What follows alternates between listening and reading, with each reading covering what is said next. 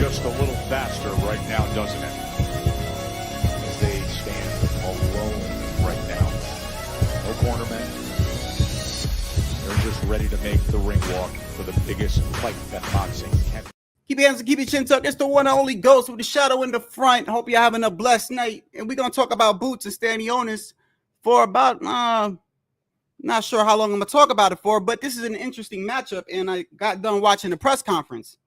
And first off, I hope everyone's having a good day out there. It's raining where I'm at. I don't know why I always give y'all the weather. Like y'all care about the weather over here. But let me see something real quick. All right, we got all that done here. Okay. Move it over here. Push it over here.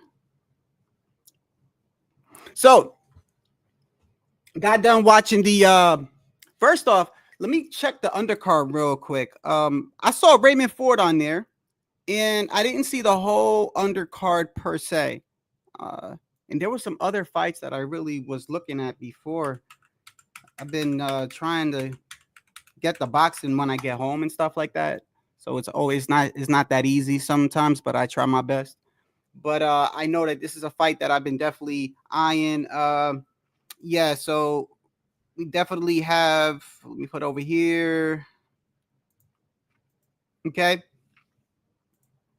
Jerron Boots Ennis, you know, anybody that's the small amount of people that have followed me, and I know it's a small number, but anybody that has knows when I first started making videos and stuff like that, I think it was my first couple of edited videos or even live videos at that. I always would mention Jerron Ennis Boots, and I've always liked the guy, but at the same time, I have to be as critical of him as I am with everyone else. I have to be fair when it comes to him. And there are some things that I like about him that I feel like he's a very, very exciting fighter. Let me make that clear. I feel like Boots is in, but he's also got a lot of flaws, just like every other fighter. And I feel like this fight right here is a perfect example of we will see his flaws come out in this fight, because I feel like I feel like this is gonna come down to stamina and conditioning. But before I get into that, let me move this over real quick. Move this over here, put this over there. I got that right there. Put that right there. And who's messaging me? Don't message me. You don't need to message me right now. What up? No, you don't have to do that. You don't have to do that. You don't have to message me. Not right now. So, Jerron Ennis Boots versus Stanionis. Now, this is for now I think both belts. Now, the belt that Stanionis has real quick, because I wanted to go to the boxing standings real quick. Because I know Barrios, Brian Norman Jr., Brian Norman Jr., and Jerron Boots Ennis are the champions at 147. I don't remember if they're unified or not. I need to check that. That's what I'm checking right now. This is one of those few fights, by the way, that I feel like it's guaranteed excitement, bro. Guaranteed. Like I don't say that with many fights. I mean, I could say I like a fight. I could say that all day, but there's very few fights where I say I guarantee you it will be exciting. And this is going to be exciting. It's based off of the styles and the mentality of these guys. Stanionis is about to have a baby too. So imagine you fighting. So here we go right here. Imagine you fighting for a title and you're about to have a kid. Literally, he said it could be coming today or tomorrow. Can you imagine you're about to be in the biggest fight of your career and your wife goes in labor, bro? That alone can, I think, be helpful as much as it can be, as much as it can hurt you. As much as it can hurt you. I know a lot of people look at it. What's going on, Jonathan? He does, bro. He does. And you know what? I have to be completely honest when it comes to Boots, bro. You know, I like Boots. I've always liked Boots, bro. I've liked Boots since the creation of my channel. And but just like how I like Tio and just like how I like other fighters, I have to call it down the middle in regards to the things that I see that I feel like is wrong. I also am I feel like I'm very fair in regards to that because I understand that people, it's normal for you to say I'm the best in the world. It's normal for you to say certain things when you're in like when you're promoting. So I take a lot of things into account. I also take into account it's 2025, and boxing isn't the same as it used to be. But Boots, to me, shouldn't be fighting at 147 like a while ago. He's huge, bro. The man is huge. And a key indicator of how big he is when you see him in the ring the next day. Almost every single Boots fight I've ever seen, almost every single one. When this guy gets in the ring, what's the first thing they say, bro? Damn, this man looks big. This man looks huge. That's the first thing they say every single time he steps in the ring. Now, I'm not saying that he's a weight bully or nothing, because I feel like when people say weight bully, I feel like there's a catch-22. There's a catch-22. And I've had this art. I don't know how do you feel about that, Jonathan? I've actually had quite a people come on here and argue with me in regards to weight bullying and or so-called being in a division that you might be too big for. And I've always been like, I feel like there's a case for it either way. And the one that really made me think about it in the way that other people talk about it was when they brought up, when we started doing the whole Devin Haney thing over here, when we started looking into like how much he was rehydrating overnight. But even then, I looked at it as, well, the kid is making weight. The kid is making weight. And I feel like it could hurt you just as much as it can help you. You got to cut all that weight. And if you don't first off, I can't even begin to tell you how many fights I think the dude lost because he didn't cut weight properly. And I know you've seen that before, where he probably didn't cut weight properly, and the next day he comes into the ring, and he's tired, he's drained, he doesn't look like how he normally would have because he didn't cut the weight properly. And when I say properly, we call them fat camps. I don't know what everybody else calls them, but we call them fat camps. Chris Colbert, nothing but fat camps. It's when you're just overweight and you just put the old garbage bag on and you just sweat everything out. And you know who did that? Adrian Broner did that in his fight against Blair Cobbs. You remember when Adrian Broner was late to his own press conference and old ass Don King almost had a heart attack? Don King was like, "Where's Adrian Broner? Where's A?" And then Adrian Broner came in and was like, hey, look, man. All right, y'all want to see me fight? Well, I had to go run. And he had everyone waiting for like an hour, bro. Old ass Don King was about to drop dead right there, his old ass, because the whole thing was for Adrian Broner. And but he looked like he did not cut weight properly, because the very next day when he came in, he looked horrible, man. He looked horrible. Boots, on the other hand, I'm gonna give it to Boots. Boots is a gym rat. I feel like Boots is a gym rat. He's always in the gym.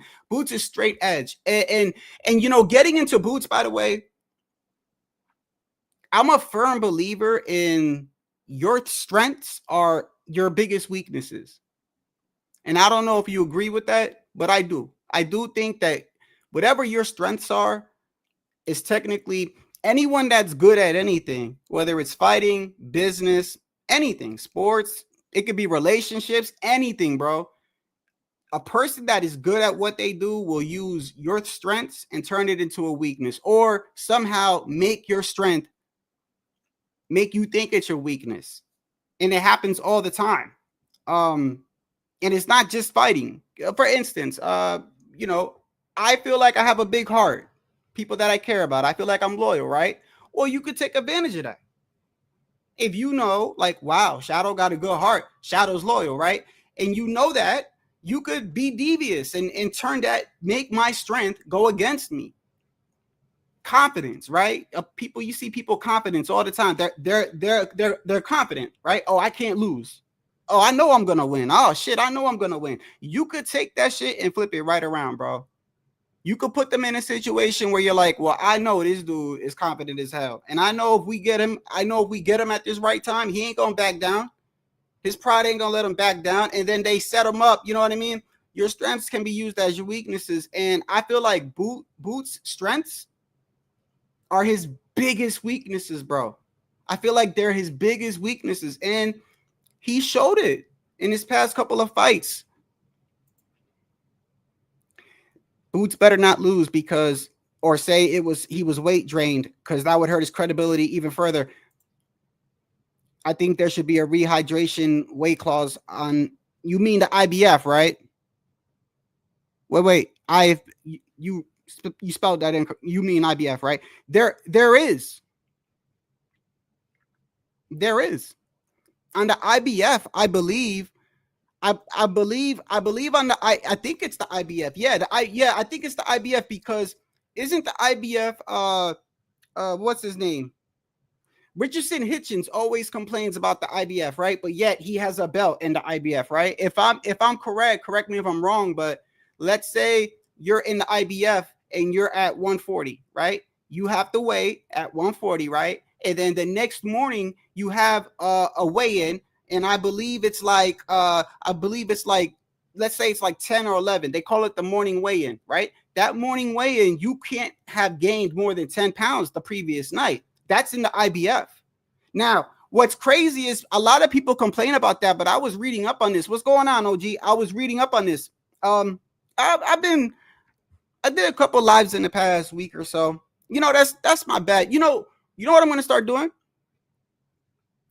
OG, what do you think if I from now on, before I go live, you think it'll work if I put up on my community post, you know, hey, I think I'm going live today. You know, the reason why I don't do that is because in regards to going live, I'm so damn spontaneous with it, bro. There's times where I'm like, I'm home and I'm like, man, I ain't going live. Hell no. And I'll lay down. I swear to you, today was one of them.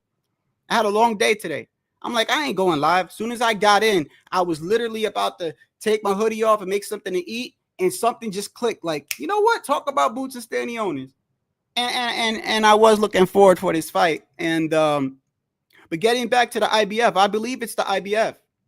The IBF has a 10-pound rehydration limit. But what a lot of people don't talk about is that's not for the whole time. That's not, because when I heard people talk about it, I'm thinking in my head, okay, wait a second. If I'm fighting in the IBF and I'm 154 and I come in at 154, I can't go into the fight over 164, right? I thought that for the longest. Come to find out, that's not true. I can't be over 164 at the second weigh-in the following morning. So if it's at 11, right? I'm 154. If it's 11, I step on that scale. It's the second weigh-in in the morning, and now I'm 164. They're like, good, you're good. From then on, I'm good, bro. I can go to Five Guys. I can go wherever the fuck I want to go after that. See, I thought it was 10 pounds regardless. And the reason why I'm pretty sure about this is because they literally was just talking about this during the Tim Tszyu fight. I'm pretty sure they were talking about it during the Tim Tszyu fight. HLD, my guy. Thank you. It's 10 pounds by the morning, right? HLD, yeah. And I remember them talking about it, because when I would think about it, I'm like, wait a second, I can't gain 10 pounds the whole fuck. Like, now I understand why Richardson Hitchens is complaining. But no, it's not, bro. It's just that morning weigh-in. After that, you can eat as much as you want. You could drink as much as you want. And it's an early weigh-in, like HOD said. I thought it was 11. It's early, right? But I get it. A lot of people complain. And the reason why they complain is because when they step on the scale at first, after cutting weight, They don't want to monitor 10 pounds, bro. They just want to eat whatever they can. You know what I mean? Like these dudes are starving themselves, so they're not trying to be like, shit, I hope I don't gain 10 pounds overnight. They don't want to, you know. But to be honest with you, I think it shows self-discipline, bro. Self-discipline. Damn, 10 pounds is actually a lot, though. I mean, it's not a lot. It's not a lot. I mean, you drink 2 bottles of water. That's like 2 pounds right there.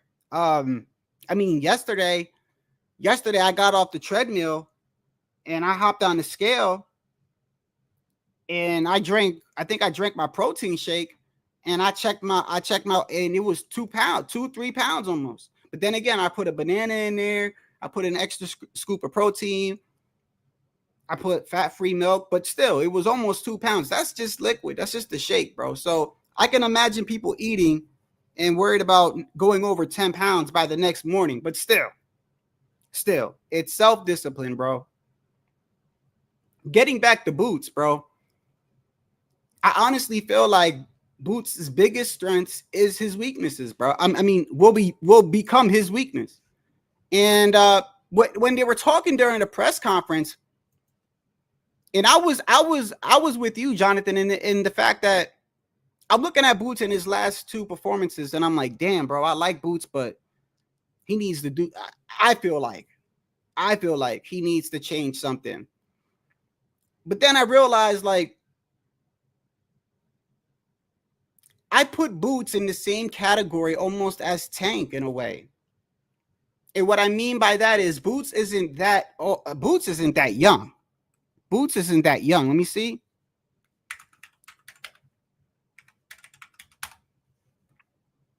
He's 27 years old. He's 27 years old. And he's got, I think, over 30 fights, right? But yet, as much as good as people put him in the category with the eye test, he hasn't accomplished what people feel like he should have accomplished at this point. Meaning, the eye test, your God-given gift, should equate to accomplishments. And it's one of the biggest criticisms people have had with Tank for such a long time.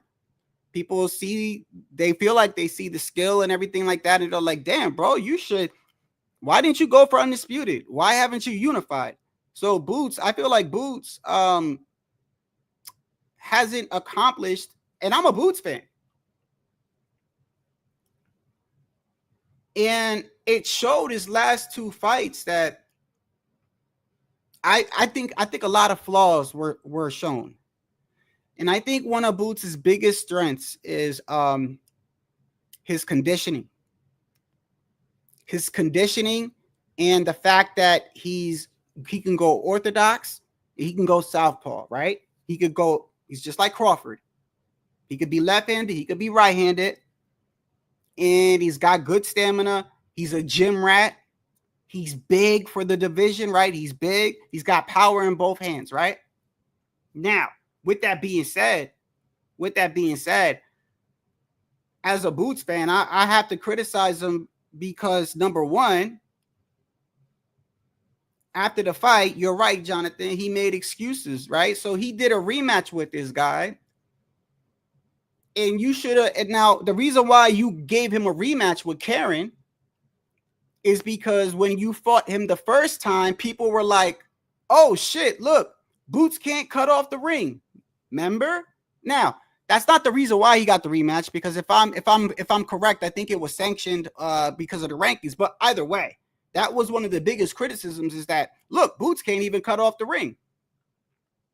And of course, I always look at it like, if you have a bad night at the office, people are going to come at you, okay?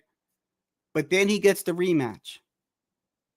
And in the rematch, you're like, I'm thinking, oh, man, Boots is going to stop this guy. I'm like, Boots is going to stop him. He doesn't like the fact that his last fight he struggled. And I felt like he was going to knock that dude out. And he got in there. And it was harder than it was the first time. And I feel like what got exposed with Boots is, like I said, I'm very honest. If I change my mind, before those two fights, I had him beating Virgil Ortiz. Now, if they were to fight, now I've changed my mind on that, and I'm allowed to do that if I see flaws in a fighter or I see what I see. I still think that's a great fight, but here no there. I feel like what Boots suffered with, right, is his strength was turned into his weakness. Like I said, he's got great conditioning, he's got great stamina, he's big, he could go lefty, he could go righty, right? He can go orthodox or southpaw. But what the other guy showed is if you have good ring IQ and patience and timing, because Boots was off. All his punches were off. His timing is off. And I used to think like, wow, that's just one fight. But no, in actuality, Avanesian was tagging him up a bit too. Okay. So it's one time, okay, bad night at the office, coincidence. 2 times, okay, maybe. 3 times, no, bro. That's a flaw that's being exploited by your opponents, bro. Clear as day, whether I like Boots or not. Stanionis is a dangerous ass opponent for him because Stanionis not only has decent power, he also has stamina. He also has a great chin. He's also undefeated. And I'm watching the press conference today, and Stanionis, Boots' father says, yeah, my son hasn't been, what'd he say? Yeah, my son hasn't turned up. Basically, nobody has brought it out of his son yet. That's basically what he's saying, right? He hasn't fought anybody that has made him have to get in his bag, get in his toolbox, right? And I'm thinking, okay, he's supposed to say that that's his father, but no, in fact, no. The last 2-3 fights, he had to go in his toolbox because if it wasn't for his conditioning and if it wasn't for him being big in the division and having power and being a gym rat, he was not dominating those fights, bro. He was not. And I'm looking at the press conference today, and his father's like, man, ain't nobody bring it out of my son yet. And then they ask Stanionis, like, so what are you gonna do? Oh, and then he says, we're gonna knock him out, right? So his father's like, we're going for the knockout. Normally even if a fighter says, I'm gonna knock him out, usually fighters try to stay away from that. Unless you're like a big shit talker or you're really that confident, usually people stay away from that. Usually the thing to say is, yeah, if it comes, you damn right I'm gonna knock him out if it comes. But if it don't come, it don't come, right? Isn't that the famous saying for a fighter? Like, I'm not looking for it. I'm not going in there just focusing on the knockout because I can get knocked out myself. I'm gonna go in there, I'm gonna do my job, and if the opportunity presents itself, yeah, I'm going for the knockout. That's what most people say. His father was like, nope, we knocking him out early. Right? Early. And Stanionis starts laughing, and they're like, yeah, well, what do you think? Right? Stanionis, and what'd he say? All something, no breaks. Something. Like, I'm gonna, I'm coming at you, no breaks. And then Boots says, oh, okay, good. Well, then you're gonna run into something, right? I know it's just talk, but as a Boots fan, bro, from what I've seen in the past 3 fights, if you're patient, you have now, one thing I will say that Boots actually uses very, very well and is always a dominating factor in his fights is his jab. I guarantee you, the moment that bell ring, he's popping that jab. And I guarantee you Boots throws at least 25, 30 jabs around. I guarantee you. How much I want to bet? That is the first thing my man does, and he's got a powerful jab too. He's got, like, I call it like the shotgun jab. Those are the jabs where you better block them, because if you don't, they could snap your head back. It's not just the type of jab, I'm just throwing it out there so I could just, make you think so I can follow up with something. No, that's one of them jabs you have to block. And he loves the body jab. He loves the body jab. So he'll go upstairs and he'll go right down to the body. And if it's a power jab, he starts touching your body. I think it's just going to be a big factor. But I feel like if Stanionis is patient, Boots might be in trouble, bro. Because Boots' biggest strength, in my opinion, is when you catch him with a good shot, right? He has the Virgil Ortiz effect, the Terrence Crawford effect, the Tito Trinidad effect, where when you catch them with a good punch, or Manny Pacquiao, you catch them with a good punch, they immediately got to get it back. They got to get it back. You know how many times you've seen Pacquiao get hit and he gets hit, he just gets mad. He bangs his gloves against himself and he's like, nah, I got to get that shit back right now. That's how Boots is. If you catch him with a good shot, he's going to get it back that round. He's not going to wait. He's not going to be like, that's a good shot. I'm going to wait and I'm going to get him next round. No, he's coming at you right there, ASAP. He's going to be like, oh, you just caught me? I'm going to catch you.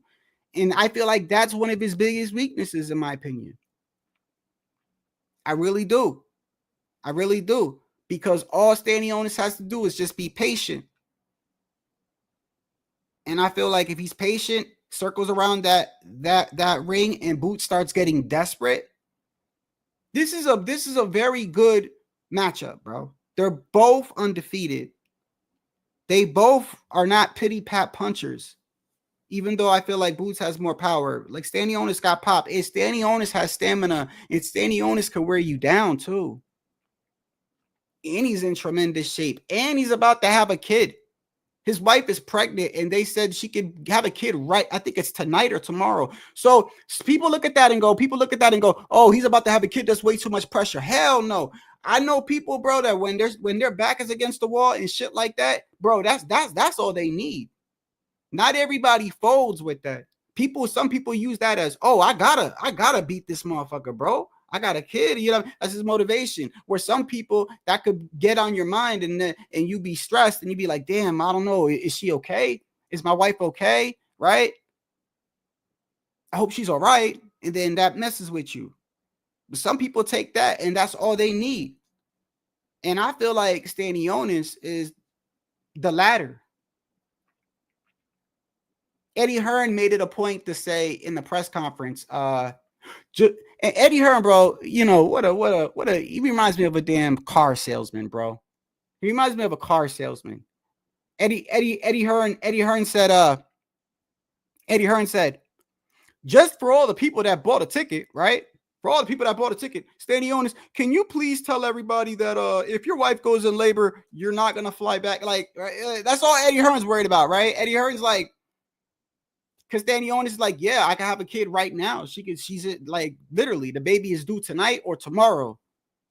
Eddie Hearn's is focusing on, well, can you tell everybody that bought a ticket that if she does go in labor, the fight ain't gonna, you will be in the ring, right? He's like, yeah, I will. Look at him, you car salesman. How about if she goes into labor, I pray she's okay and your kid's okay, Fucking piece of crap. I mean, I get it, bro. He's a promoter, but I don't know. Me personally, and the reason why I feel like her being pregnant is gonna help Stanionis is because I feel like if it was an issue, he would have pulled out already. He would have literally, bro. The baby's due either tonight or tomorrow or the day after. She's literally any second. She could be in labor right now. If it was an issue for him, he would have pulled out already. So that tells me that this is motivation. I'm just saying, Boots might be in trouble, and I like Boots, bro. I do. But I'm allowed to change my mind, especially when I've seen fights with flaws in them. Now I'm going for Boots. I still think Boots, if I had to bet on this fight, I'm still I mean, I'ma still rock with Boots, bro. I'ma rock on my boy Boots, but I would not be surprised. I would not be surprised if he lost, bro. And I'm with Jonathan. I feel like if he does, Jonathan, that's the first thing he's gonna. I don't know why I have that feeling, but I do. I agree with you, Jonathan. I feel like that's what he's gonna do if he loses. I feel like that's the first. Now, I hate to say that because I think Boots is a straight up guy. I think Boots is a nice guy, goes to church, straight edge. You know what I mean? Not really a big shit talker, right? Even when he talks shit, he has to force himself to talk shit. He's one of those guys. He's a nice guy, but a mean motherfucker in the ring, right?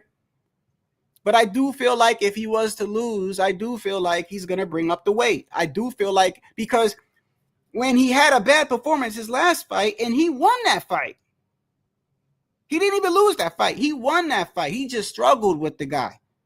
And the first thing he says is, I think 140, 147. I don't know. I think it's time for me to go to 154.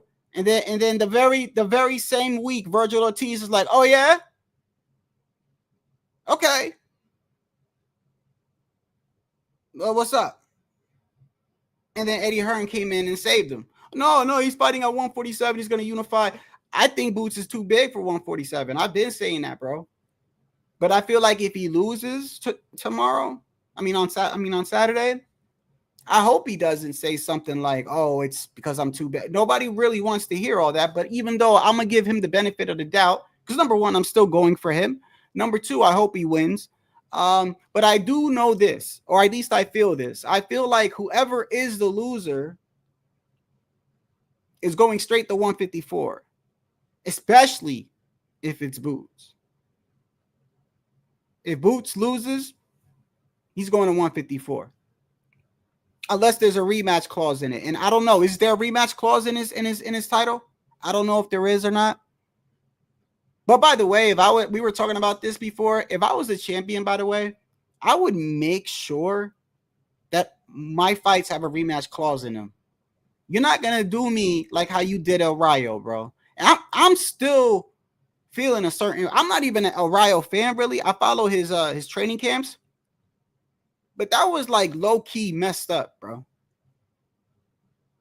You know, he works hard to get that belt, beats Pitbull. And they come to him behind. I think HOD was up here when we was watching the video where Robert Garcia said that they went to him alone, and told him, yeah, you're going to be fighting Antoine Russell. Basically, they didn't give him anybody else. They didn't give him any other option. And Robert Garcia was like, bro, you just got the belt. Like that's a dangerous fight. You know, like we could hold off on that. Like you just got it. And El Rayo was like, nah, like they kind of told me like I got no choice in the matter. And then you saw what happened. El Rayo lost his belt on his first go around, and he lost it pretty bad too. I would put a rematch clause in all of my fights, bro. You're not going to do that to me, bro. But I don't know if this fight has a rematch clause. I do think this is going to be an exciting fight. I do think this is going to be an exciting fight. Especially if Boots is behind on the cards.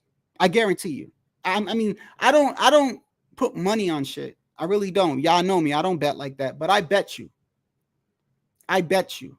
If Boots is struggling and it's round 6, round 7, that fight's going to get real exciting real quick. One thing I'll give the Boots is his conditioning. His stamina, his ability to switch stances, and his ability to push the issue.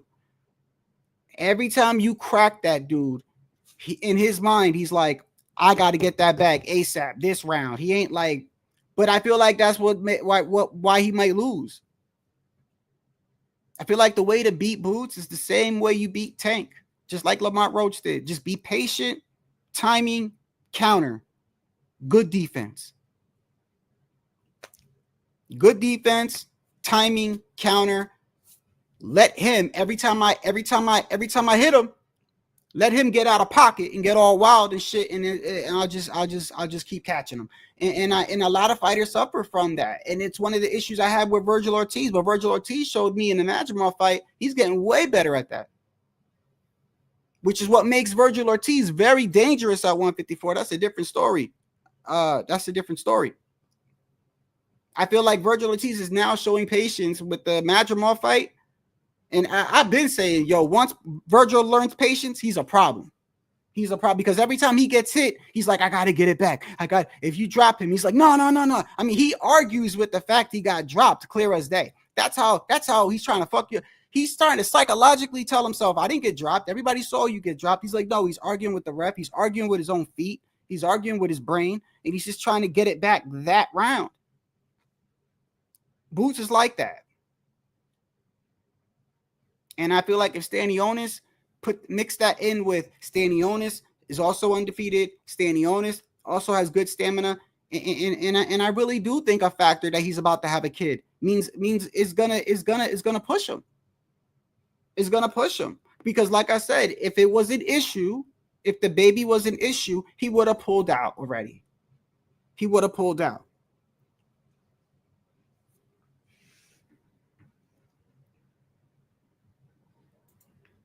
I mean, that's everyone has their opinion on who beats who. 154. I did my live the other day on 154. I'll revisit it again in the near future. But yeah, it's a toss up with any one of these guys at any given moment, bro. It's a toss up. All these guys are damn near. There is no average in this picture, even with Madrimov having back-to-back losses. Somebody had said to me, I forgot what I was doing the live. Somebody said to me, well, he beats him and he beats him. And I'm like, okay, well, just because one of these guys lose, like if you were to take a deck of cards and shuffle it around and you were to say, Ramos versus Charlo, that's a good fight.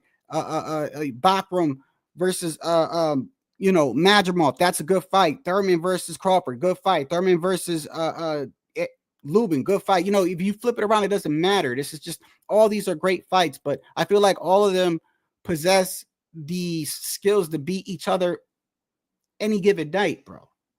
154 is a monster division, and I feel like every single one of the guys in this picture can beat the other guy on an off night or whatever. They all possess the skills to do it. They all do.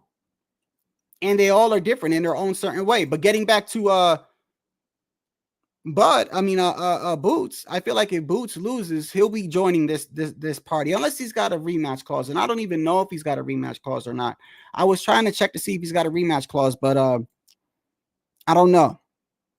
And I know his father was just trying to sell the fight. That's what his father's supposed to do. But saying my son's gonna knock you out early, I feel like that might put unnecessary pressure. I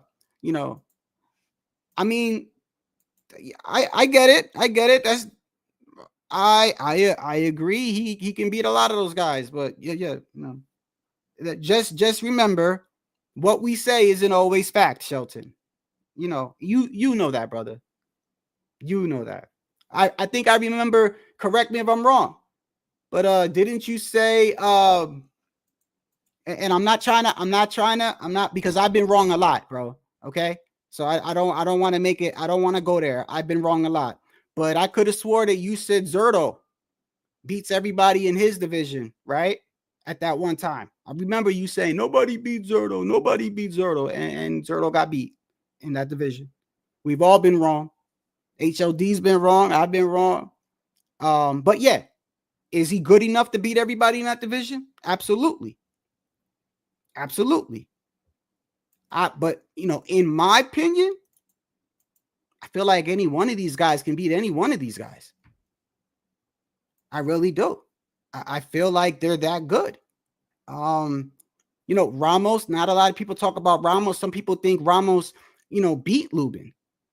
So some people don't even look at him as having a loss. Tim Tszyu, I've always said, I feel like a patient Tim Tszyu is dangerous for anybody. Jermell Charlo, nobody actually took his undisputed from him. Those belts got relinquished because he moved up and fought Canelo. Boachuk, some people think Boachuk beat Virgil, right? I'm on the Virgil Ortiz train. I think Virgil's that guy. Then you got Bud, Hall of Famer, even though he's going to be fighting Canelo. Now Eric, I did say in my other live, Erickson Lubin and Madrimov are the two guys. Even though I like Erickson Lubin, and Erickson Lubin is one of my favorite fighters. I've been saying that. I feel like, to be honest, he's on the bottom. If I was to rate them on who I think wins, I put him on the bottom, and I'm a fan of his. I just feel like that division is so stacked. Any one of them guys can beat each other. But if you think none of them beat him, that's fine. That's a valid point, and it's not a bad pick. It's not a bad pick. Me, honestly, I've seen him fight 3 times. I think his best performance by far was what he did to Tim Tszyu. But for me, I got to see a little bit more for me to. I don't have a definitive in this division. I just don't. I just feel like any one of them can beat any one of them at any given day. But if I have a favorite, I'm gonna go with Virgil. I like Virgil. I mean, Xander Zayas out of Puerto Rico. I mean, I wish him nothing but luck. I'm waiting for the next Puerto Rican great, man. And by the way, I don't know if people agree or not, but I feel like out of all these guys up there, Xander Zayas is the one that deserves the most to get a title shot. I agree with that. And to give him credit, when Virgil said, "What's up, Boots?" it was Xander Zayas was the one that was like, "All right, well, Boots ain't gonna fight you, Virgil. I will." That's a fact. He was openly saying, "I will." I feel like that kid deserves, but I don't want to get off topic going back to Boots, but that's a good pick. That's a good pick, Shelton. That's a good pick. Boots, I do feel like if Boots loses, he'll be moving up to 154. But like I said, I feel like Boots' biggest strengths are what's going to be used against him. And you know what? I never feel like outside factors. Oh, I'm sorry. I never feel like outside forces are a factor in a fight, but I really do believe the fact that his wife, Stanionis' wife, is going to have a kid tonight or tomorrow morning. I feel like that could be the tipping factor. Because like I said, if that was an issue, he would have pulled out weeks ago. Because I know I've read online, some people are like, that's a lot of stress to have. She can go into labor tonight or tomorrow. Well, you think he didn't know that? Like, come on. Like, if it was such an issue, he would have said, yo, let's push this back a little bit. My wife's about to go in labor. I want to make sure she's okay, right? No. So I feel like he's using that shit as motivation. Sometimes that's all you need in a sport like this. When 2 guys are undefeated and 2 guys don't have a blemish on their record, and let's say they're evenly matched, it's just that little tiny shit that pushes you over. And sometimes it could be how good you cut weight. Like we know, bro. We've been watching boxing long enough to know that when 2 fighters are close in evenly matched, whether it's stylistically or not, it only takes a little bit to push the other one over, whether it's mindset, whether it's who had a better diet or whatever, who got better sleep. It comes down to shit like that. And I feel like this shit, him having a kid, that could be the tipping factor, bro. He might just have that mentality in there, like, I'm not gonna lose, bro. I'm not.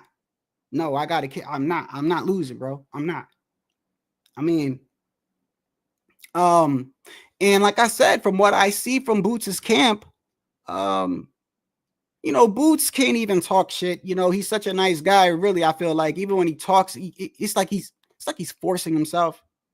He's forcing himself to say like, oh, I'm gonna do this, I'm gonna do that, because as good as he is in the ring, as I do think he's good. He's just one of those nice guys outside the ring. Goes to church. He's straight edge. Doesn't drink. Doesn't smoke. Doesn't. But his father, I know his father is just promoting the fight, but his father's saying, we're gonna get him out of there early. I don't know. As a father, I feel like I wouldn't say that about if my kid. But then again, my kid doesn't fight. but I wouldn't want to put that on my son. I wouldn't be sitting next to my son and they be like, so Shadow, what do you think, Shadow Jr.? And I'm like, well, he's gonna get him out of there the third round, ain't you, son? I ain't doing that. I ain't doing that. That's like unnecessary stress on your child, on your son. And this is where people have an issue with the father and son trainers. I don't have an issue with it. Like I said, favorite fighter of all time, Tito Trinidad, his father, they were a duel, right? I saw somebody saying something like, yeah, but you had to smell Tito's father had to, oh yeah. I ain't even gonna get into it. I'm not even gonna go there. That was a whole different topic. I couldn't believe it, and it's old anyway. It happened already. But the whole Gabe Rosado thing, and I saw, shout out to the Boxer Voice, but I saw Ness just capping for Devin, trying to. I couldn't believe it when Gabe brought up Tito Trinidad and he tried to insinuate Devin was a better fighter. Maybe the accomplishments is what he was talking about, but I just feel like, what are you even putting them in the same sentence for, bro? What are you doing? But I feel like Stanionis, man, I think it's just a guaranteed good fight. I think just stylistically, it's a great fight. This is the first fight where Boots isn't home, right? He's not home, is he? He's in Jersey.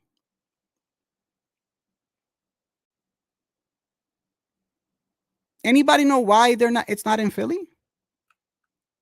You would think it would be in Philly, right? You would think he'd be home field advantage. Technically, it is home field advantage still. I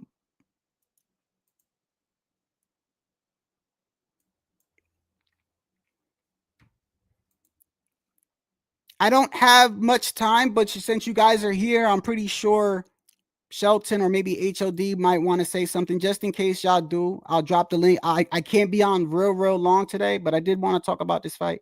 Hold on. Anybody can come on here and say what they want. Like I said, I do feel like his wife, I don't know about y'all, bro. All right, but I feel like that if him having a kid was a factor of stress, you would have been pulled out, bro. You're not gonna.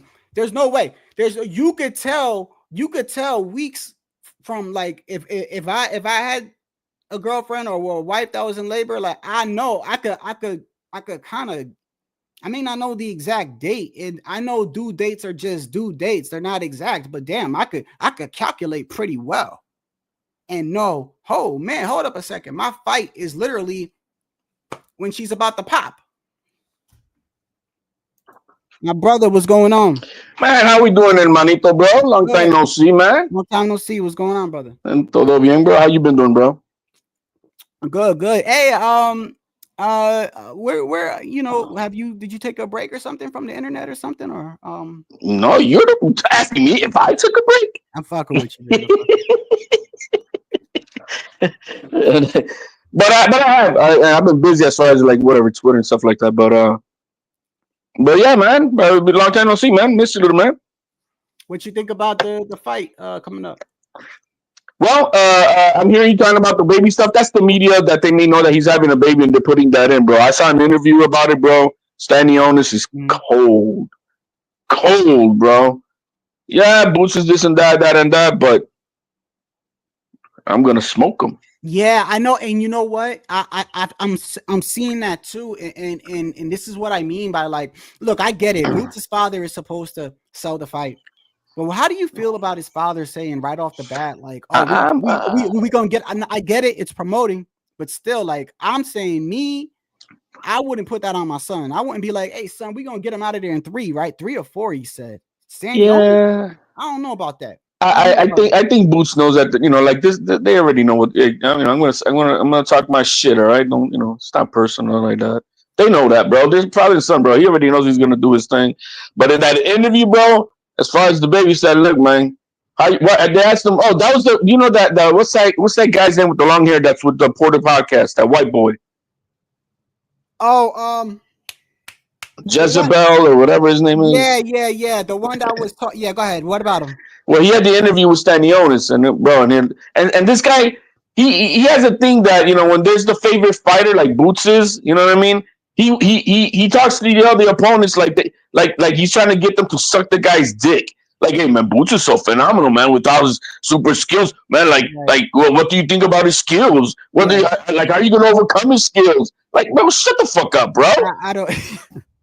I'm like, dude, are you trying to? Hey, you know what's so crazy? I have the opposite effect. I'm like, when I like a fighter, I don't know why I do this, but maybe it's because I expect more out of them. But I criticize the fighter. I criticize fighters I like more than I do other fighters I don't like. I don't know why, but it comes off as like people be in the comments like, you hate Tio. I'm like, Zitto is his name, I love Tio. I fuck Zitto. Is it Sean Zitto or Piddle or whatever? Yeah, Sean Zitto. Oh, by the way, that's the dude from Fight Hype or Fight Hub or whatever, right? Yeah. And so he's interviewing. Did you see the interview of him walking in the street? Walking down the street in regards to the Bivol and Benavidez fight? And what he thought about that? Did you? Oh, you need to go back and watch that. So this interview that he did with Stanionis, and he said he's like, oh, trying to help. I'm like, bro, man, why are you trying to get the opponent to praise the fighter? He's like, what are you doing, bro? Yeah, he also said that Bivol is in so many words, bro. He said Bivol terrified of David.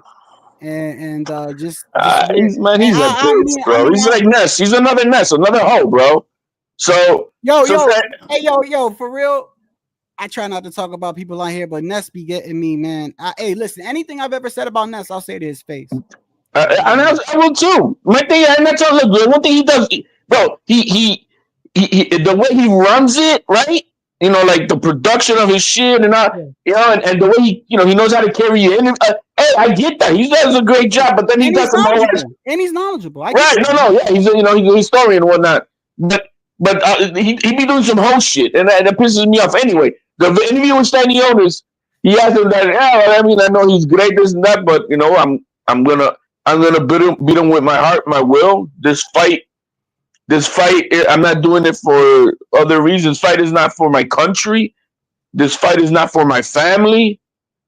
This fight is for me. Yeah, he said all gas, no brakes. That's what he said. And then when he said, so basically, Boots' father was like this when Eddie, Eddie Hearn, bro, like I said, he reminded me of like a car salesman. So Eddie Hearn made Stanionis say to the camera, because everybody, he's like, all these people that bought tickets, right?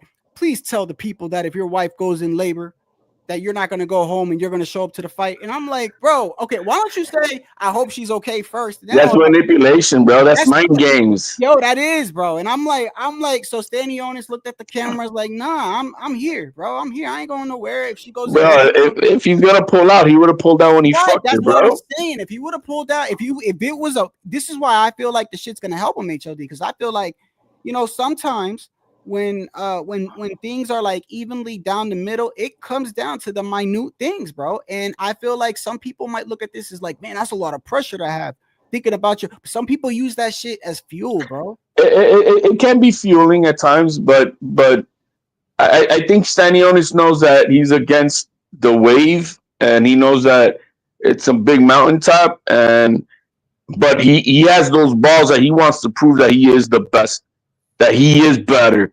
And it's no doubt about that in his mind, that he wants to prove that against all odds, and he's welcoming it. So I like that. But that other shit you said about nobody, that shit about they never, he never had somebody get the best out of him, or something. That's some lame ass shit. Yeah, what you mean you fought with somebody you never had your best shit come? And you know what's crazy? Too, because that's a tank talk. I'm a Boots fan, and when his father said that, the first thing that came to my mind is, what are you talking about? The last couple of fights your son had to go in his bag. That's what I said earlier in the chat. It's like saying, like I said earlier in the chat, it's like saying, you know what, Shadow Man, I've never had a bitch get the best fuck out of me because she wasn't good enough. So so that's why I was lame. I'm waiting for the best chick to give the best out of me, Yeah, well, man. when Like I what the first, fuck is that? when I first started the live, Jonathan had said something, and I was thinking about it, and I'm like, you know what, man, I hope it's not like that, but I could see it happening. So, like, when Boots had a bad performance, his last fight, he didn't even lose, he won. And to me, like I said, as a Boots fan, it seemed like he was making excuses. He was like, oh, it's time for me to move up to 154. And then we saw what happened, right? When he gets offered the fight. And even though you want to blame it on Eddie Hearn or whatever, right?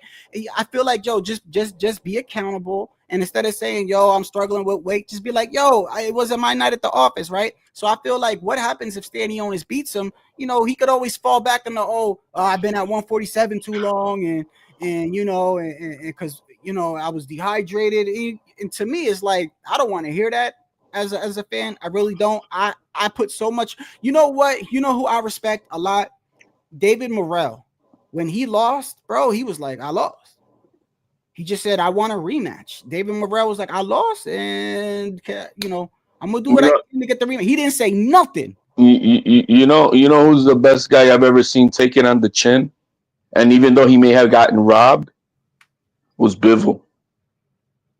Bivol, when he lost to Better Beef, bro, he didn't blame the judges. No, I lost, and I gotta do better.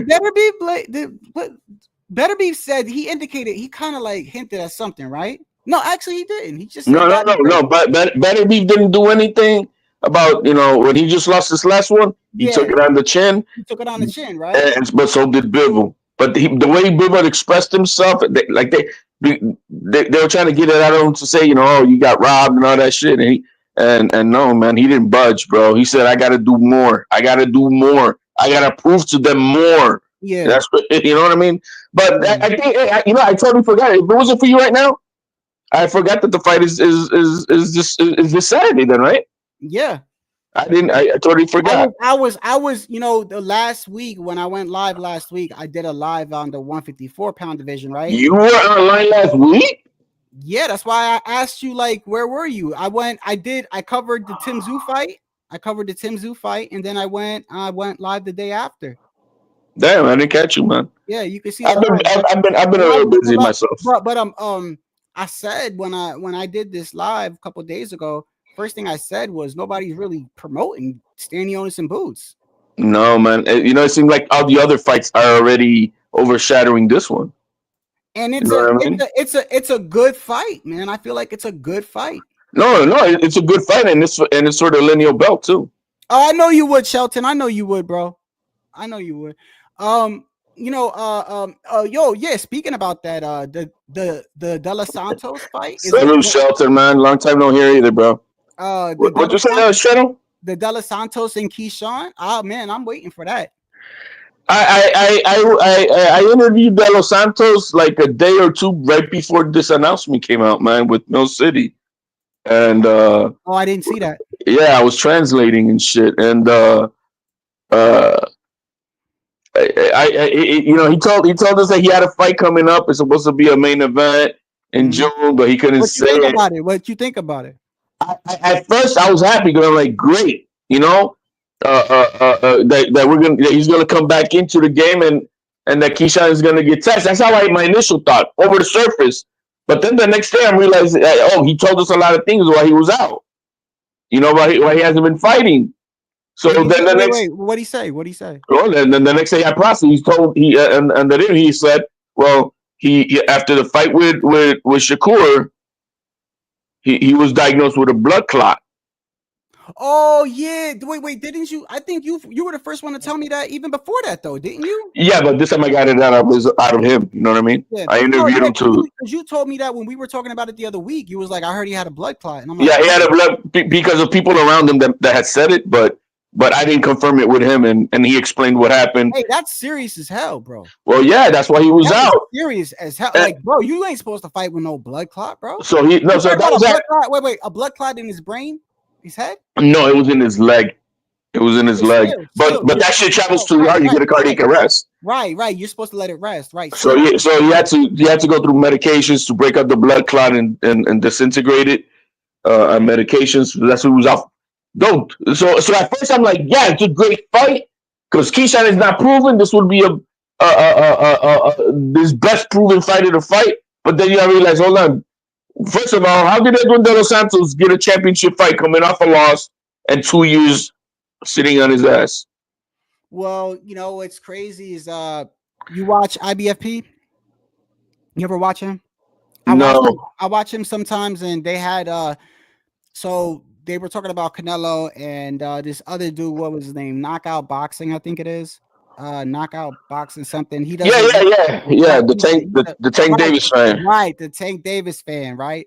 And he came on there, and I've never really seen the guy talk too much, but he's a smart guy. He's smart.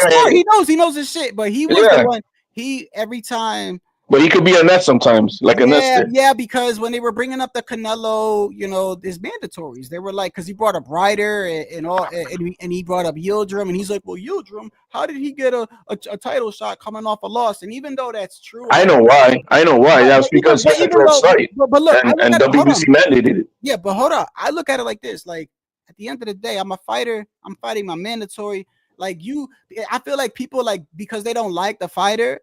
Because really, we could criticize, that's like saying, that's literally like me saying, oh yeah, Crawford is undisputed at 140 and 147, but let's go through his resume and I could try to nitpick that, right? I could know he never fought a Hall of Famer. You see what I'm saying? No, I don't do that. I'm just like, bro, that's an accomplishment. It is what other people might tear it down. Other people might be like, he ain't really undisputed to me, because that's what they do to Canelo. Oh, come on, those guys, they were white and from Europe, and and I don't look at it like that. I look at it like, bro, if it was so easy, right? Anybody could have just went up in there and did it at any time. So I try to give them respect, but the whole, why does a person get a fight off or become a mandatory off of it? I don't even try to get into that shit, bro. Because but Santos is not he's not none of that. He's a guy who lost.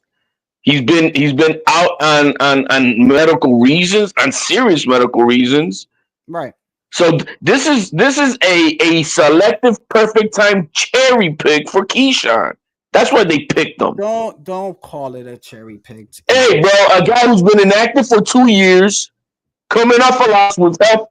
Look at all the things I'm mentioning. Coming off a loss, medical reasons, and out of the game for 2 years. Who else is he? Okay, who else is he supposed to fight?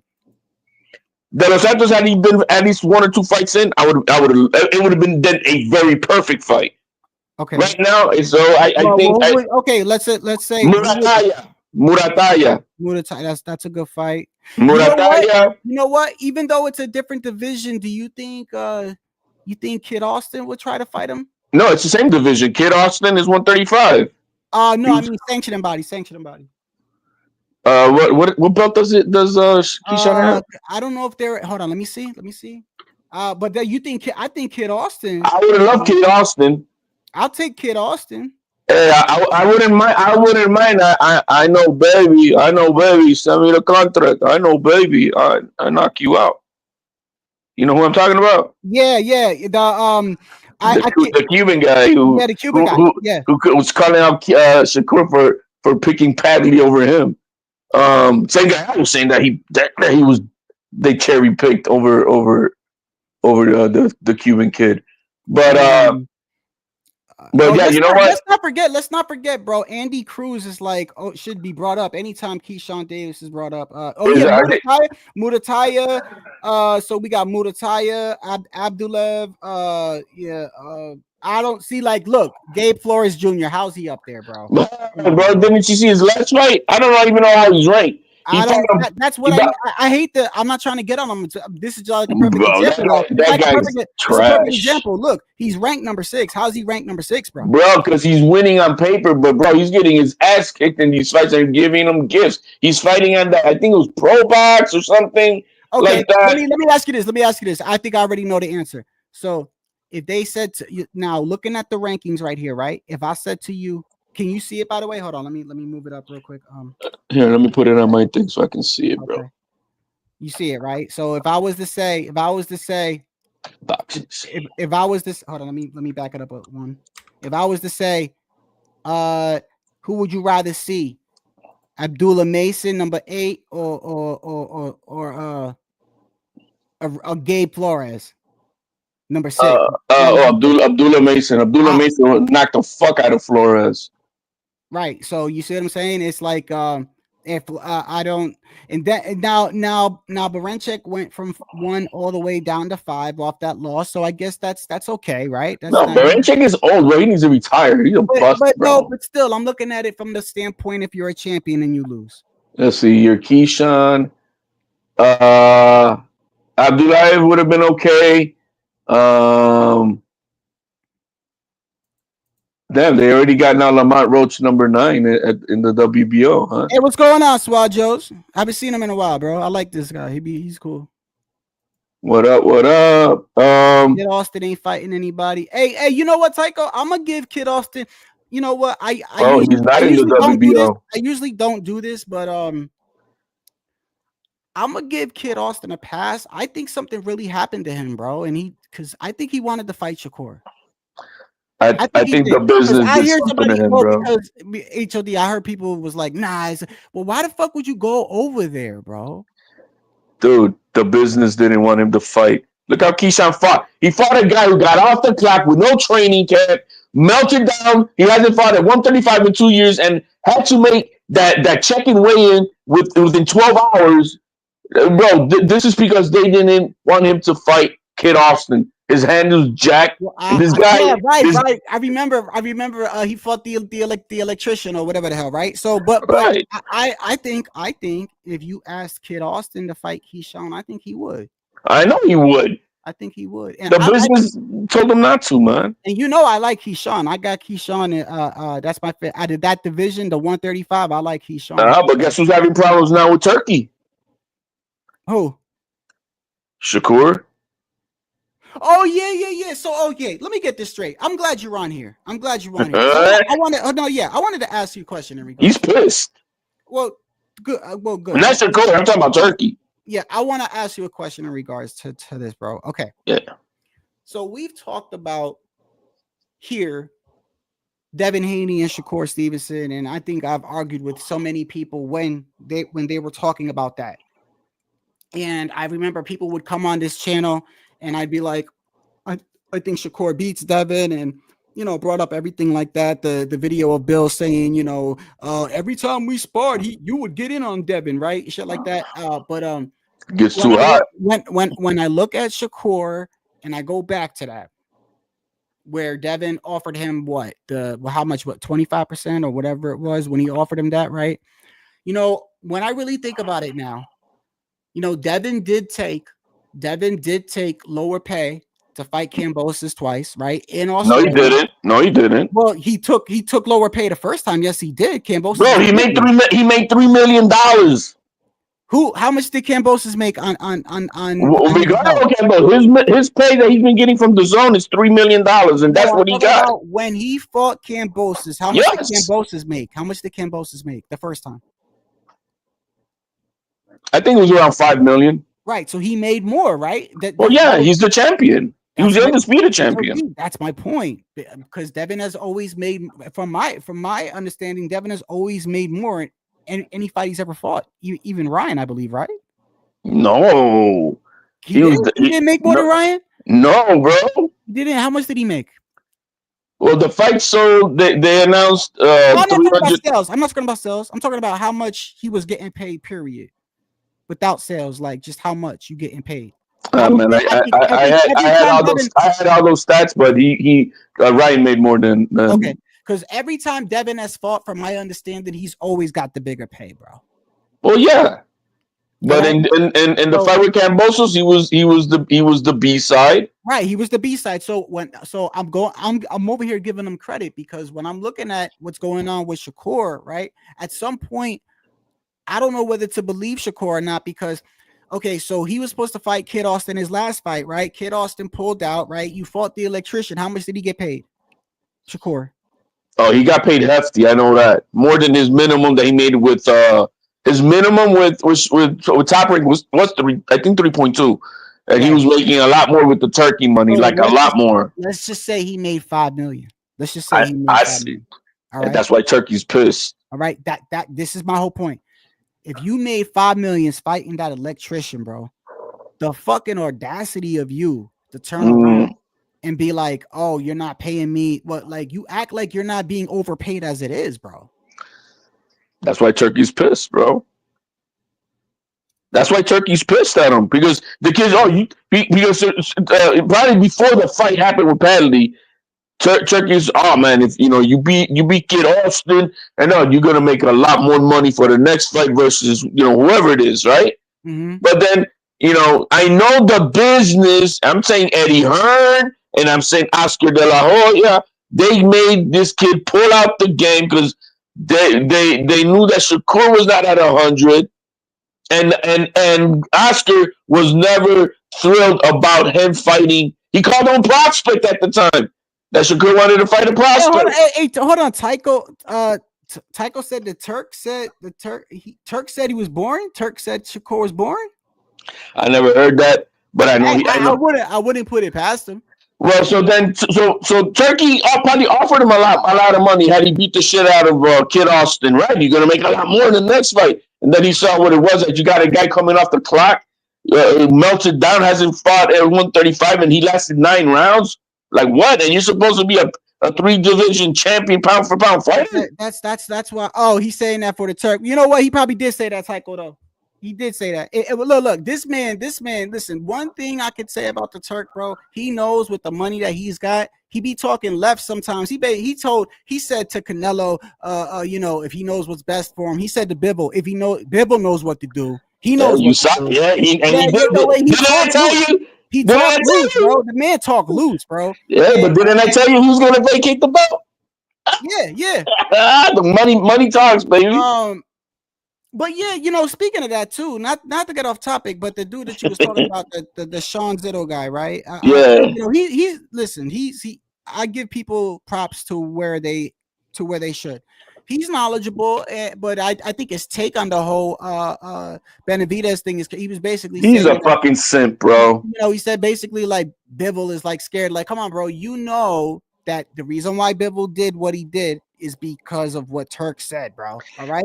He's doing what the Turk said. He's following what the Turk said. The Turk said he knows what's best for him. He's following where the money is at. Because I'm really kind of this whole like everyone's scared of David is starting to drive me nuts, bro. Listen, I think David is a great fighter. I think David could possibly beat all those guys. But he's another bitch in the game. This whole fucking like people are scared to fight him. Gotta stop, bro. I had that. I said Bivol smokes him. I said Better B smokes him. And I've been saying it. Why didn't he enforce his mandatory when he was at 168? 1 month before his mandatory time was going to come up with it, and he decided to go to 175. He could have done what he did now with Canelo. Make the WBC strip Canelo to get the belt. And he would have been in the position of this William Skull is right now. He could, I need the belt so I could be undisputed versus Crawford. Come on, let's fight Benavidez. But no, he decided to go to 175 and force WBC to strip Bivol. And then Bivol told him exactly what the boss said. Fuck you guys. Keep your belt. Hey, in this picture, is the guy on the right a fighter? Dude all the way on the right. No, he's oh god, who is that guy? Damn it. David Benavidez got his hand around. I did a thing. I did a research on the guy back then. I was talking to Tio about it. Yeah. Does anybody know who that guy is, bro? Damn it, what's his name? I had his name. Is he in the he's in the business? Yeah. He's not an active fighter or anything like that.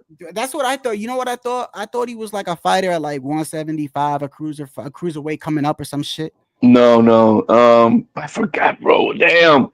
I did the same thing like what you did. Who's that guy? And I see people that I don't know around the Turk, I'm like, hold on, who is that? You know what I mean? Anybody I see around the Turk, I'm like, who the fuck is that guy? But look at Teal's neck and look at fucking Crawford's neck. I knew. I had a look at that, bro. I had a feeling you was gonna bring up Teal and Crawford. Bro, he'll beat the fuck out of him, bro. Yeah, look with Bivol, right? I will say this, bro, on record, and I know you disagree with me, but I feel like if anyone, I feel like between Beterbiev and Bivol, I feel like Benavidez has a better chance at beating Bivol. I feel like Beterbiev is a problem for him. I think Bivol is the best, purest boxer in the entire game. I'm gonna tell you why I feel like. Okay, so Beterbiev, Beterbiev, when he punches, bro, it's different. It's not like an explosive punch like Tank or like Tyson. It's just every punch is a thud, and it reminds me. It's one of the things that I thought David Morrell would have more success on, because all his punches are like thuds too. But I look at it like this: if David Morrell's is like a 7, I think like Beterbiev's is like a 9. Every punch he throws is like a thud, bro. And I look at David Benavidez and I look at the pressure that he brings, right? And this is what I talked about in my last live, and I think I've talked to you about it before too. But everyone has their own wording for it. I picked my own wording for it. So I have a thing called like wasted pressure and then smart pressure. So wasted pressure for me, and when I say wasted, I don't mean the dude's a waste or whatever. I'm just No, giving no, you, no. You're talking about what he's doing, right? right. So from in my interpretation, Madrimov wasted pressure. yeah, that's wasted pressure, but that's in a different way. Yes, but that is no. You're right. So like wasted pressure. So like Jared Hurd, Brandon Figueroa, when they're in front of you, they're just throwing just to throw. Yes, it's pressure, but they're trying to just overwhelm you with just mad punches. Now, to me, smart pressure is like what Tim Tszyu was doing with Joey Spencer, David Benavidez. Their punches are accurate, but they stay right in front of your face. So even when they're not throwing a punch, you're hesitant. You're hesitant because you don't want to get hit. So they're not, every punch is intentional. Sort of like Canelo doesn't have any wasted punches. So it's like, so I call it smart pressure versus wasted pressure. But yes, Madrimov would fall in that category. Just nothing but feints, doing anything, right? So or Terrence Crawford for that matter in that fight. So, but when I'm bringing up David, I feel like, and this is where I give David credit. I feel like David, to me, is like one of the masters of smart pressure for a young fighter. But when I look at that and I look at Beterbiev, I'm like, that's where I feel like there's a problem, because you're going to try to pressure Beterbiev, and Beterbiev is accurate. He's accurate, bro. And I know people bring up his age, but he's got some thudding shots, and he's got way more experience than David Morrell, way more experience. And maybe his gas tank is a little questionable, but to me, the last 2 fights he showed that it was okay. So where you think Bivol would beat David Moore, I feel like Beterbiev has a better chance. Well, here you're comparing Beterbiev, all the stuff that you're saying about him. Yet Bivol did 24 rounds with this man and arguably beat him twice. And so I don't see Benavidez. Arguably, I don't. I believe he won. I believe he won. He won that first fight. I scored it for him. I gave the. I think I did. I think the first fight I did kind of give it to Bivol. The second fight I gave to Beterbiev. I thought Beterbiev won the second fight. No, I think Bivol did different in the second fight. He did so much more different, and I thought he won it more clear. They were close though. They were close. It's not domination, and we're not talking about domination. Yeah. No, but what did Beterbiev do with that pressure? Did he put him on his ass? No, that's Bivol's experience and stuff like that. But I'm saying now, imagine now, take out Bivol and put in Benavidez and Beterbiev. He gets knocked out, and Bivol's gonna beat the shit out of him, bro. As simple as that.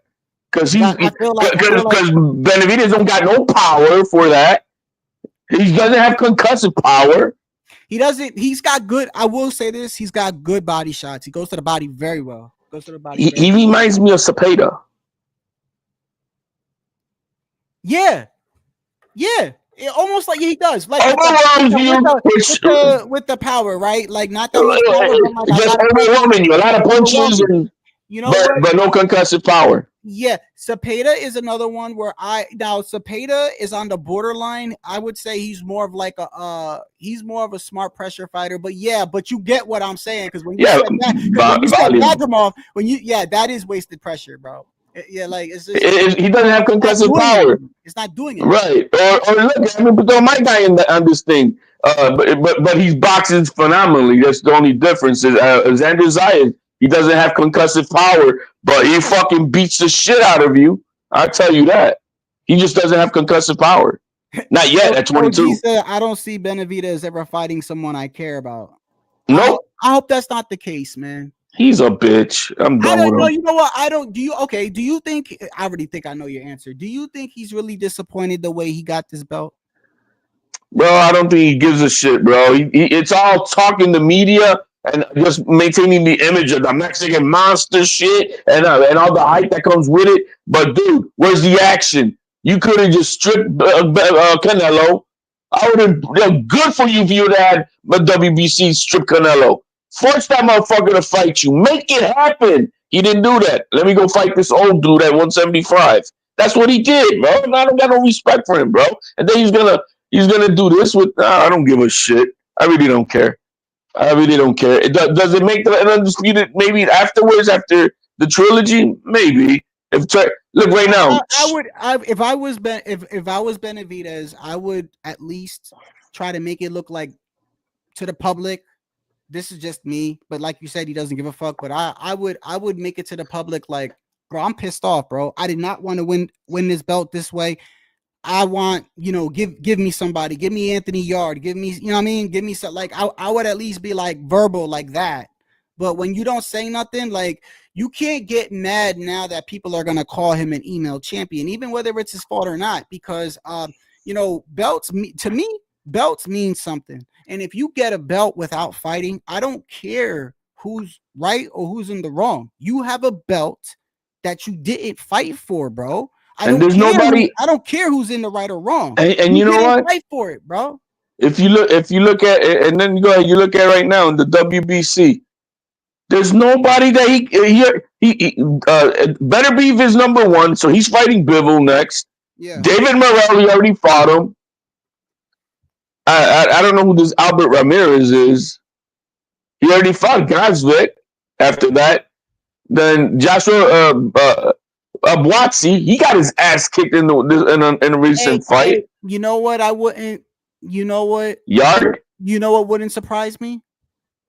It wouldn't surprise me if David Benavidez was to go up to 175 and fight Zerto, like fight a person that he kind of thinks that he'll definitely win, and then move up to where does Zerto fight? He fights. No, Zerto right now is at is he at cruiserweight? Yeah, he's cruiserweight. I think he is. Hold on. I think he's at hold on. Zerto Ramirez. Where is Zerto Ramirez? He's at let me see right here. He's a WBO champion. In what division? A cruiserweight. He's too big for Benavidez right now. Well, I'm saying, listen, this is the shit that I see when it comes to Benavidez, right? I could see him saying, you know what? I'll move up and I'll beat Zerto because Zerto's kind of slow or whatever, right? Or maybe fought like an old Badu Jack or something, and then move back down. And because it's kind of crazy, because as much as people want to get on Canelo, if David keeps moving like this, it's almost... people are going to be like, it's simple. But you know what they're going to say? They're going to say, no, but he's not fighting nobody because everyone's running from him. Bro, he's doing the bullshit, bro. I really don't care what people say. I know I don't care about that dude. Period. He trash. He moves like he's trash. Yeah, but HLD, we got it. Like I can't just like, I feel like he should eventually he needs to fight one of these guys, and I don't think he's trash. Why do you think he's trash? Wait, you don't think he's a good fighter? Bro, after what I saw him do with Vaznik, no, I don't think so. Okay, what about with Morrell? With Morrell, I think it was a decent fight in itself, and experience played a part.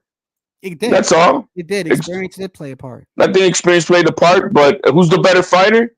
I got Morrell. I still got Morrell being a better fighter. I do think if Morrell was to wait a couple years, I feel like Morrell's gonna keep getting better, bro. By the way, it's kind of crazy. Like when somebody wins a fight, and then you ever notice how it changes, HOD? How it, like, so for instance, like when I remember when I saw Loma fight Tio. I remember I gave Loma the last, maybe in the later rounds. I might have gave him like 3 or 4 at the most, right? And I gave Tio the last round, and I gave like the first 6, 7, right? And then after a while, that shit goes from that to like, oh, it was more of a tie, to more of Loma won that fight. And it's like as time goes on, people just, it's like they just change shit. And yeah, well, I mean, there's a hating factor with that. You know what I mean? Well, I mean, they're doing that with Morrell though. They're like, oh yeah, he done. he walked through Morrell. That's not what I saw, bro. Hell no, he didn't walk through him. Nah, that's Hell not no. The only one who got hurt in that fight was David Benavidez. Yeah. You know? I don't understand why. And I'll do this though. But the business of boxing is not helping it out, HLD. Like, no, I've been telling you, Papa. It's not helping out this whole people are scared of David, because the boxing of business is like kind of like these dudes got ammo and fuel for that now. They could be, see, look, even Bibble ran. But I don't understand when it comes to that, because it's like it's clear as day. Turk told him, yo, you know what's best for you. It's like, so I don't understand how people can equate that to I don't understand. You think PBC is gonna give you $15 to $20 million to fight Benavidez? No, they're not gonna do that. You know what's best for you. You know you might get $5-6 million. That's why he's mad at Shakur. It does make sense. It does make sense. Yeah, well, Shakur. The thing is, Shakur he's got a push bid coming up with Zepeda, and he's pissed because Turkey didn't just the negotiation period before the push bid came and went, and Turkey didn't get involved. To like, all right, you guys negotiating? When was the purse bid? It's coming up. So it hasn't happened yet. No, it hasn't happened, but it's coming up. There's a date set. And what? Shakur's trying to act like he don't want to be in the purse bid? Well, he's mad. He's calling up Turkey. Oh, you gave me a number now that you don't want it because the negotiations, the neutral negotiations. Turkey could have came with Eddie and said, all right, look, I want this fight. And there's, but Turkey didn't even get involved, which means he's not going to get involved in the purse bid either. That means, and so that's what I'm starting to think, bro. You ever look Eddie knows he's losing money with this kid. I'm talking about look, I'm starting to think, like, when I look back at it, like, the more I see Shakur and the shit that he does, like, maybe Devin was right. Maybe Devin did offer him a good enough. Like, I'm starting to think that, bro. No, you can't go back to that, because the reason is that Devin Haney was not fighting at 135 ever again. And the timeline from that, and he was already negotiating. He ducked here at the same in the 1 month. He did the 25% shit to Shakur. Right. He ducked here at the WBO to be the mandatory fighter. He could have fought Tio. When Tio said, "I'm back," and he didn't say. And then he decided to go fight Regis Prograis. Okay, I won't go that far then. I won't go. No, I wouldn't say that. I'll tell you the shit that Shakur's pulling. Okay, how about this? Before he fought, or this whole before the whole Badly? No. Who was oh my goodness, Kid Austin. Before he was scheduled to fight Kid Austin, wasn't he in talks with so-called Tank, right? Or did he say PBC didn't talk to him or whatever? I don't know. I'm just starting to think like maybe he's like a lot of cat more than he really. I think what happened was Turkey said because you got it. Look, Turkey wants the best fights. He don't care about what he pays, but he wants the best fights. And so he was like, "You beat the shit out of Kid Austin. What's going on? You beat the shit out of Kid Austin, right? A good fight, and I'm gonna make that Tank Davis fight for you. I'm gonna make that Tank Davis fight." And then he went out there and he went 9 rounds with a guy coming off the clock without no training camp. You know what I mean? Like, what the fuck? Yeah, 25 is kind of bro. When have you? Let me ask you. When have you ever seen the people of Saudi Arabia booing? Not really. Never actually. They booed Shakur badly. No, I'm talking about besides Shakur. I was gonna fight. There was wasn't there a point in the Adames and the Shiraz? Wasn't there a couple of rounds where there really wasn't that much action and they were still like cheering that on? They were booing the shit out of Shakur, bro. Those passive people, bro, they're like, damn, you get booed in your hometown and you're getting booed in Saudi Arabia. Yo, he's stubborn. He thinks that either I know his hands are jacked, but his style puts you to sleep the way he wants to win the fight. Nobody cares about that shit. Is his hand still messed up? Well, yeah, I mean, both hands are messed up. He was talking about it after the fight. Did he get surgery after the electrician or before? No, we don't know. I don't know what he's doing. He said he was going to talk to Mayweather and talk to other His people. hands are starting to. That shit sounds like Floyd. To me, So that's man. another. That's just. But the thing is, Floyd busted his hands before he became Money May. Like before he retired, when he was on in his 20s, he was knocking people the fuck Right, I was out. about to say that. Even when Floyd had bad hands, he was more aggressive. Bro, More right. aggressive. You know, and but at least that's pretty good. As in the age of Shakur is, bro, it was lights out, pretty boy.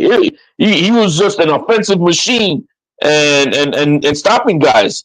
But Shakur hasn't been at that stage. So you think this purse bid is gonna come along, and what you think Shakur is gonna take it Well, the thing is, he might find out that he might make less money. with the purse bid, right? Right. Oh yeah, that's right. So let's say he doesn't. Wait, hold on. Wait a second. He's got the belt. So if he What doesn't, happened was, wait. Let me get this straight, and you can tell me if I'm wrong or right. So he has the belt, and Cepeda is the mandatory. a beta is the mandatory. You got to participate in the purse bid, or you're gonna have to give up your belt, and whatever the number of the purse bid is, how much you're getting paid. So he's better off going with the Turk, because the Turk might pay him more than the purse bid. Turkey initially, like I said, the talks were, Shakur, you gonna fight for me? You're gonna beat the shit out of Kid Austin. Oh, I love it. You beat the shit out of him, and he does a statement. Oh, I'm gonna get you the Tank Davis fight. I'm gonna get you the Tank Davis, and you're gonna make whatever $20 million. Yeah. Then he saw that egg of a fight, and then he's like, no, I'm not gonna give you that amount of money. You're not worth that money. I give you this much. Okay. Well, let me ask you. Do you think that's right? Yes. I do. I was about to say, if I pay you for a job, all right. If I pay you for a job, let's say I'm overpaying you. I'm being generous. I'm saying, hey, HOD, I heard that you know how to install floors. And you're like, yeah, I know. I'm one of the best around here. Okay, you know what I'm gonna do? How much do you charge? I charge 20,000. Oh, you know what? I'm gonna give you 80. 80. Yeah, I'm gonna give you 80. You can do my floor, whatever. I'm very generous. And then you come in and you do a fucking half-ass, ghetto ass. You get half the supplies at Home Depot, the other half at fucking Costco, and fucking floors ain't even matching. Like, should I pay you the 80,000, motherfucker? Like, hey, don't forget that when you're walking in your socks, you're stumping your toe on raised lips and right, shit. yeah. Right. So I'm thinking about it. Like, hold on a second. So like, I'm thinking about it. So like, okay, I get it. He told you he was gonna pay, but then no. And you told him before the 80,000. You said, hey, you do a very good job, man. You do a good job. I'm gonna give you 200,000 for the next job, okay? Right. And then you do the shitty job, and then do a shitty job. So I give you $10 for the next job, bro. You know what the problem with Shakur is, and this is what made me started. I've always supported Shakur, bro. From Jersey, I support all Jersey fighters, bro. You know what made me fucking got to up here with him? When this dude turned around after he had that, when dudes were sleeping in the damn auditorium or whatever, fucking just people leaving, people were more focused on, damn, should I leave and beat the traffic to get home? That's how fucking that was, right? And then after the fight, you're gonna sit there and go, fuck the fans. Yeah. That's when I was like, what? Fuck the fans. You put up this before. I didn't force you to do nothing. They forget that you have to entertain the people, man, regardless. And that's where Teal gets in trouble, because then he wants to over entertain, and when he doesn't get to, he doesn't know how to control the moment. Okay, this fight looks like it's a runner, so I'm just gonna have to stay on this and forget about the performance, but at least win the fight, right? And so to them, you see him getting frustrated because he wants to get, and so that's where Shakur, he's disciplined in that, but then don't be saying fuck the fans.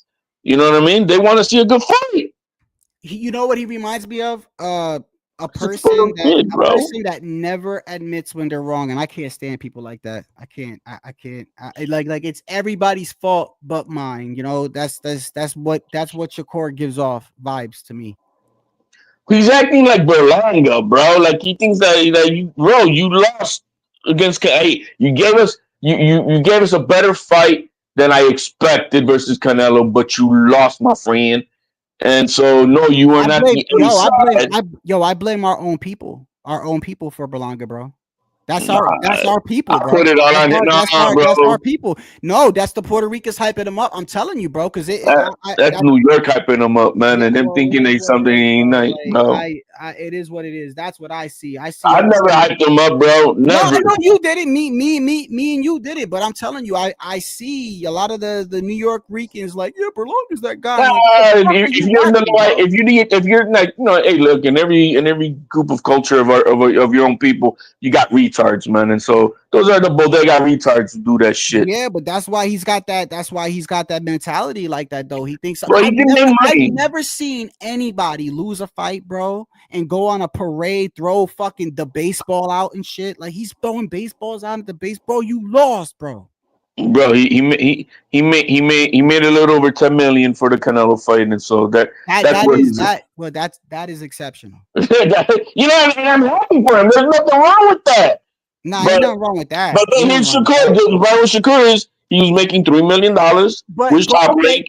Hold on, but how about this though? So Berlanga makes $10 million, right? As if he's the reason why he made $10 million. So it was because you fought Canelo. So now he's trying to go around and everybody that fights him, he's trying to make it seem like I'm the commodity now. Y'all gonna make money with me. No, motherfucker, no. You made that because of Canelo, you dumbass. No, but then after that, I fought Mantequilla in the next fight, and I was on the undercard. I was on the undercard in a studio hall, man. And so, how much did he get paid for that shit, bro? I think that was the remainder of his minimum of his contract with Eddie Hearn. And they were having problems with Eddie Hearn. Said, "Fuck it, I'm putting you on the undercard, and I'm gonna fight this bodega guy to fight with and get off my shit." I think that's what Eddie Hearn is doing with Shakur right now, bro. Tycho, I'm telling you, Tycho, he's the I've never ever in the history of boxing have I seen anybody, and not only just him, and fucking fans co-sign Puerto Ricans at that, bro, making it seem like he did, bro. He lost every round. What are y'all talking about, bro? He lost every round. What is there to be proud of? Well, that he put up a better fight than we thought, man. He went toe to toe. I'm like, okay, yeah, fuck out of here with that. That's about the only thing I give him. He didn't embarrass me, bro. Did he embarrass you? Yeah. I never. Did he was he looking embarrassing like Taylor Plant? I never really liked Berlanga. No, but I'm saying embarrassing our people. That's why the New York Ricans was coming up in here trying to mess with me during because of the fight. I told them, I said, bro, he gonna lose. He gonna win any round. Canelo hit Plant so hard, the dude started running into the opposite corner, bro. You remember that? He hit him so hard, like, where you going, bro? He ran into the other. You know, so I wasn't embarrassed like that. Hey, you know what made me laugh with Berlanga? So you remember when he got dropped quick as hell by that quick ass left hook, right? Yeah. And then bro, I was dying, bro. So he gets dropped, right? He's getting his ass tore up. And then the fucking bell rings, and he looked at Canelo like, yeah, there's more where that coming from. And Canelo looked at him, and Canelo got confused. Canelo was like, what? Well, what you saying? What he said with that is that he didn't dropped. He got dropped. No, but what he was saying, he was proud of himself that he went toe to toe still. Yeah, but he was like, sort of like, yeah, motherfucker. And Canelo was like, what? Like, I'm beating the fuck out you, bro. Like, are you stupid? And it was like, bro, that shit was hilarious, bro. But he looking at Canelo like, yo, there's more where that came from. But what happened now to Berlanga is going to happen to Shakur here in a second. He's going to be left without a promoter because Eddie Hearn is setting him up to get him off his fucking books. Because this guy's not going to sell for you. He's not a main event guy. He's not with Eddie Hearn. Wait, hold on. Just real quick. Is Berlanga still with Eddie Hearn? No, he's done after that Mantequilla fight. Yep, he's done. Okay, how many fights does Shakur have with Eddie? I think this could be his last one if Eddie picks it up. Let me see something. And so, who's gonna sign Shakur? Top Rank is gonna be out of a home here in a second. So that, bro, if I was Shakur, I would go apologize to Turk right now. Turkey might bid on it. It make half. He'll tell. You know what he might do? He might tell Oscar De La Hoya, Oscar, do not bid on the fight, okay? Eddie, do not bet on the fight. I'm gonna bet on the fight and make it the minimum. It's a minimum bid of 500,000. Oh my goodness, bruh. So you're right. Look at this shit. So apparently, now mind you, this is the internet. So this shit could be wrong, but apparently, according to GBT, Shakur Stevenson has fought a total of 2 fights under Eddie Hearn, and this was a 2-fight contract, as revealed by Eddie Hearn himself. Oh, so a third was the optional. I think you know what? So I thought I heard that. Optional, right. So this is optional, and he's still acting like that. Like, bro, you're not gonna get resigned. And then, bro, you're shooting yourself in the foot because you got a purse bid coming up, right? I guarantee you, whatever the purse bid they're gonna pay you, I guarantee you, Turk's gonna pay you more. He could have paid him more, even if it's less than he promised you. Right. So he's gonna fuck around. He got the Turk mad. Turk's gonna be like, fuck you. He's gonna get the purse bid. He's gonna be like, why am I getting paid this much? And then Eddie Hearn ain't gonna resign him. And now what, bro? He's gonna be up because guess what? Eddie knows that this kid is not a seller. It's not a seller for him. Nobody's tuning in to run and watch Shakur, and so he's like, this kid wants more. He's a good fighter. We're not saying but he's not an entertaining fighter, and he's not gonna sell for me. And so that's the same thing that he saw in the writing on the wall with Devin Haney. That's why he let Devin Haney. Yeah, you know what? You can go fight Regis, and I will promote you for that. You know, HLD, to be honest with you, bro, I really feel like fighting Kid Austin was going to really help Shakur's career. Yes! It was, bro. It was. I really think because if you would have beat Kid Austin, yes, people would have said he's got no experience, whatever. It doesn't matter. We know that kid is young. We know that that kid comes to fight. That kid can switch stances. That kid's got power. He's got power. He's got a good check left hook. He could fight orthodox. He could fight southpaw. That was a good fight, bro. I thought it was a good fight. I mean, I thought it was a good fight. Did I think it was, that the kid is raw? Yes. I'm not saying he's not, but he's not raw in the sense that he don't know how to walk total. You know what I mean? He's not. The kid could scrap. The kid could scrap, and I would have been okay with that over that Padley and shit. That's all. So he's gonna be left out without a home. And you know what? And I'm gonna tell you right now, Cepeda. He better do something too. You better fix your hands, because Cepeda, yeah, he's got a lot of pressure, and some of it he's not as like, but he's in good shape, and you saw how many punches he threw, bro. He always throws over 1,000 punches, bro. Yo, that shit is overwhelming, my guy. That's what Tevin Farmer was saying, even though he was saying it for oh man, bro, he was not stopping, bro. Many people think I beat him both times, bro. You did not beat Cepeda both times, but one thing he did say was real after they like, bro, that pressure is real, man. Not anybody could deal with that pressure. Not everyone could deal with that pressure. Imagine Shakur with hurt hands. Bro, I don't know what he's gonna do. I would like to see it, but I don't think they want that fight. You know what? I don't think we're gonna see Cepeda and Shakur. I don't think so either. I don't think he's gonna fight him. I can't believe that's coming out of my mouth, but I after Shakur's actions, bro. Look, I'm very brutally honest, bro. Like, I've been a Boots fan since day one, and I've been a TL fan since day one, and I got no problem criticizing them. It's just like I saw Boots' performance his last couple of fights. I gotta be real. Shakur, I've always backed Shakur, bro, but his actions, the fuck the fans and everything he's doing, you make me think you don't want to fight, bro. You really do, bro. You make me feel like you don't know shit about boxing, man, bro. He was talking about about the Edwin De Los Santos side. Man, I didn't have one hand, and I was schooling that dude. You saw what I was doing, bro? I was finessing him. Like, dude, that was a fucked up, boring ass fight. Like, I remember one guy who had one arm, and it was still a good, entertaining fight. And that was Gary Russell Jr. in his last fight before the last fight he had. He injured his shoulder. And he was fighting with one hand, and that, bro. Now he got skills. You know what would spice this shit up like WWE? I wish it was like that, bro. In a way, because like I wish. You know what would redeem Shakur for me? You know what it would? We'll never get this, but who knows? We might. Thank you, brother. I appreciate you. If he turned around and said, "Fuck you, Keyshawn, I'll fight you, Keyshawn."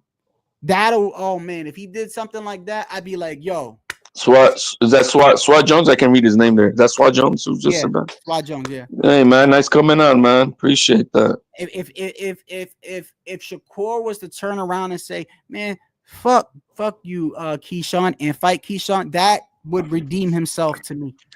In a way, but I'm like whatever.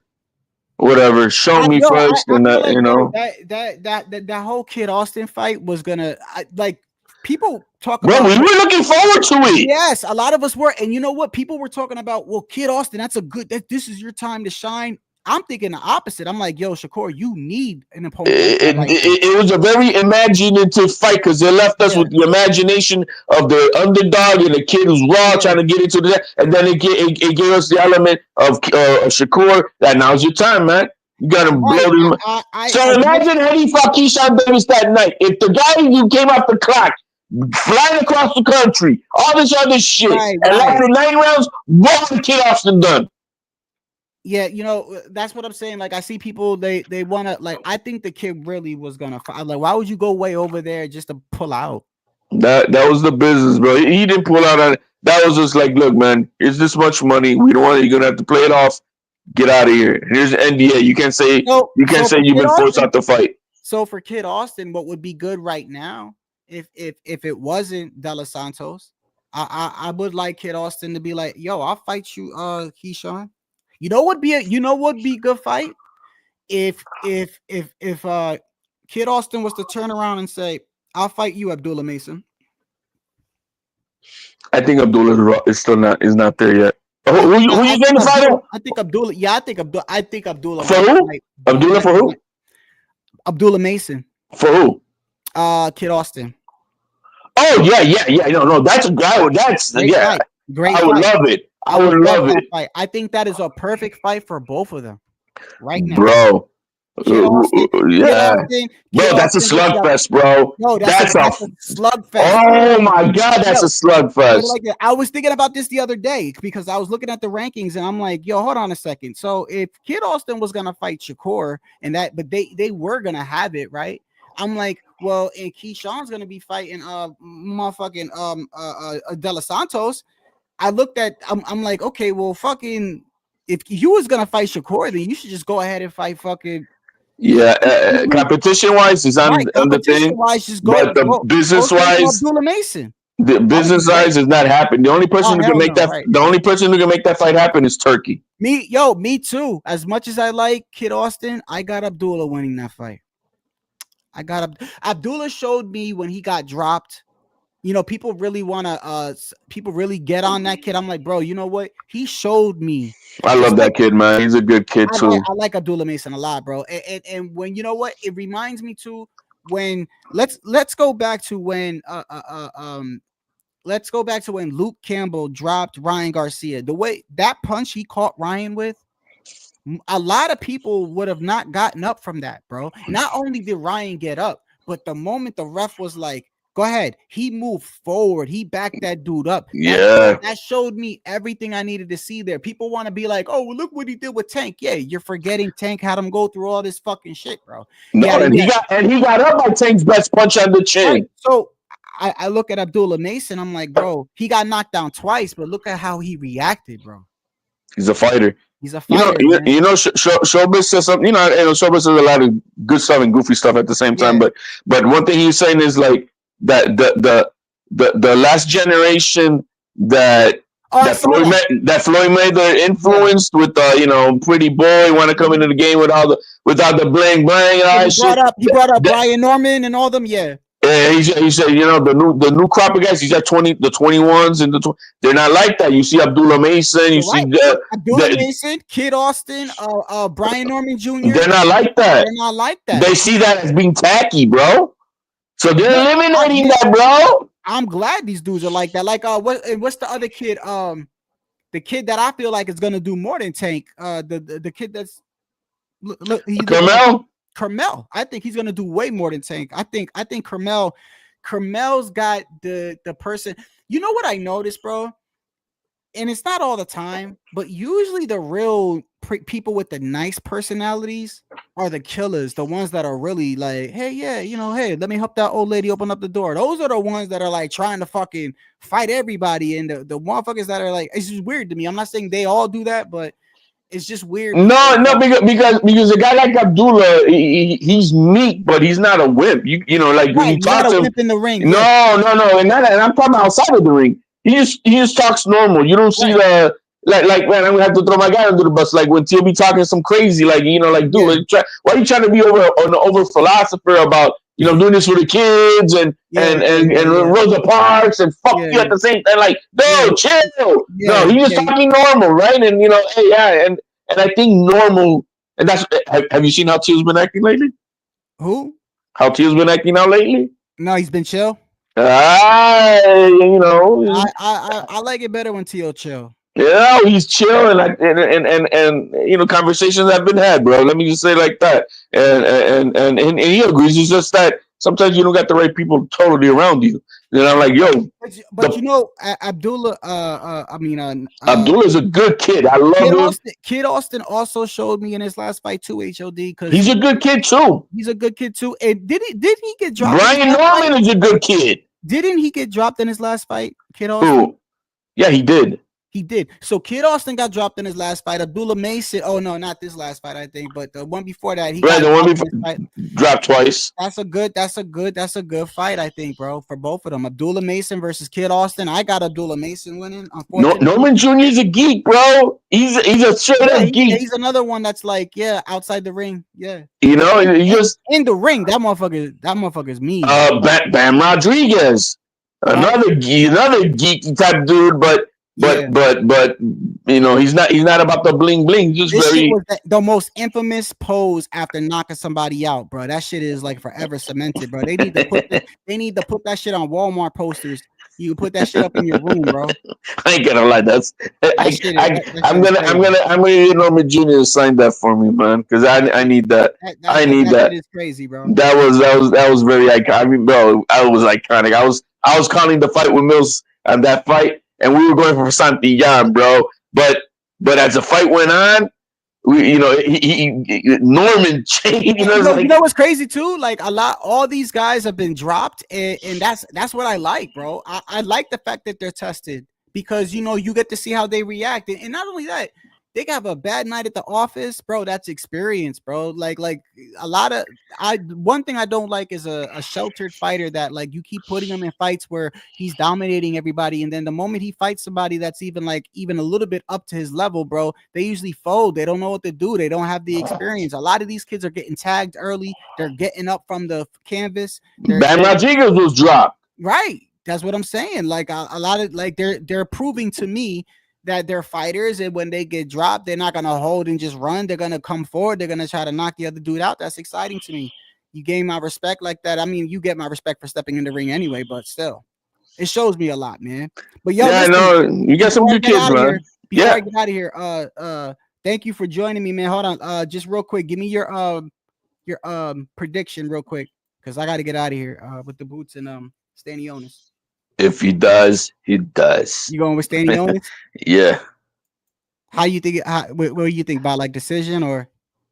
Yeah, I think decision. If he wins, he's gonna be. I don't know if he's gonna stop Boots. If he does, bro, damn.